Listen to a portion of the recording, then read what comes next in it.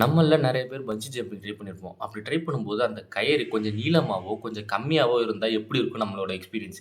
இதையே நகோல் அப்படின்ற ஒரு ஃபெஸ்டிவலா பசிபிக் ஓஷன்ல பென்டகோஸ்ட் அப்படின்ற ஒரு ஐலேண்ட்ல இருக்கிற ஒரு ட்ரைபல் பீப்பிள் வந்து கொண்டாடுறாங்க. இந்த சடங்கு எப்படி ஆரம்பிக்கும் அப்படின்னா, அந்த ட்ரைப் பீப்பிள்ல இருக்கிற ஆண்கள் எல்லாரும் சேர்ந்து என்ன பண்ணுவாங்க அப்படின்னா, காட்டுல கிடைக்கிற மரத்தையும், கொடியையும் வச்சு ஒரு கோபுரத்தையே உருவாக்குவாங்க.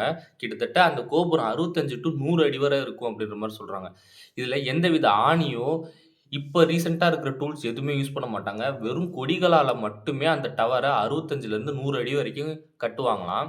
அப்படி அதுல குதிக்க போறவங்களுக்கு கயிறுலாம் கால்ல கட்ட மாட்டாங்களாம். காட்டுக்குள்ளேயே கிடக்கிற கொடிகள தான் புடிச்சு கால்ல கட்டுவாங்களாம். இதுல ஒரு பெரிய ரிஸ்க்கான பார்ட் என்ன அப்படின்னா, அப்படி கால்ல கட்டுற கயிறு வந்து அக்யூரேட்டா இவங்களோட தல வந்து தரையில படுற அளவுக்கு கட்டுவாங்களாம். கொஞ்சம் அதிகமா கட்டிட்டா கூட இவங்க தர வந்து தரையில போய் அடிச்சு இவங்க இறந்து போறதுக்கு சான்சஸ் இருக்கு. அதே சமயம் இத கொஞ்சம் கம்மியா கட்டிட்டாலும், இந்த ரிச்சுவல் முடியாது அப்படின்ற மாரி இவங்கலாம் நம்புறாங்க.